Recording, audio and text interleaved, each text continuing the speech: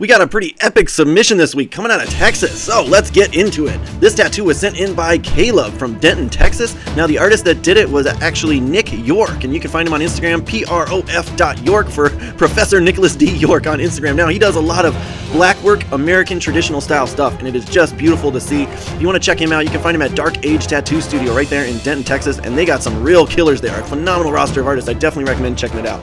But let's break it down.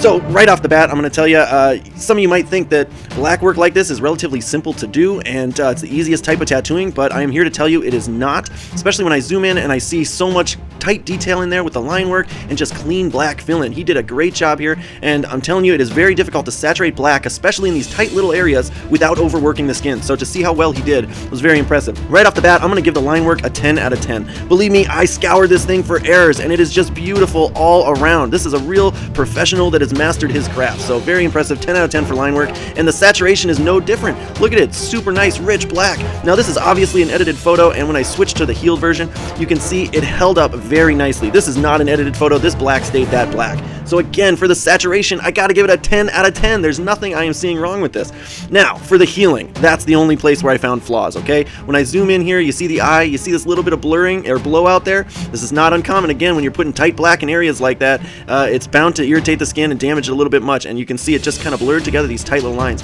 Now, there are other places in the tattoo as well, like down here in these diamond pattern. If I go to the other healed version and I zoom in on the diamond pattern, you can see there were some patches that just didn't heal black, and also up in the umbrella, this was kind of the worst of it.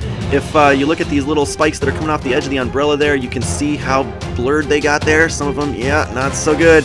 Now, these are pretty small nitpicks, and it looks phenomenal originally, but for the healing, I gotta give it a 9.5 out of 10, which means overall, I'm gonna give this one a 9.8 out of 10. Dang near perfect score on this one, guys, but stick around for a second. Let me explain to you why I did not give this a perfect score. I have said many times in different videos that tattooing is an imperfect art form. And what I mean by that is there's just too many factors that come into play, too many variables. Is this person's skin 100% healthy? Did the place on their body that they chose, does it heal well? Did the artist get a good breakfast? Did they get enough sleep? Are they shaky that day? Too much coffee? There's so many variables that come into play. And that's not even talking about how well their skin reacts to their certain type of pigment being used.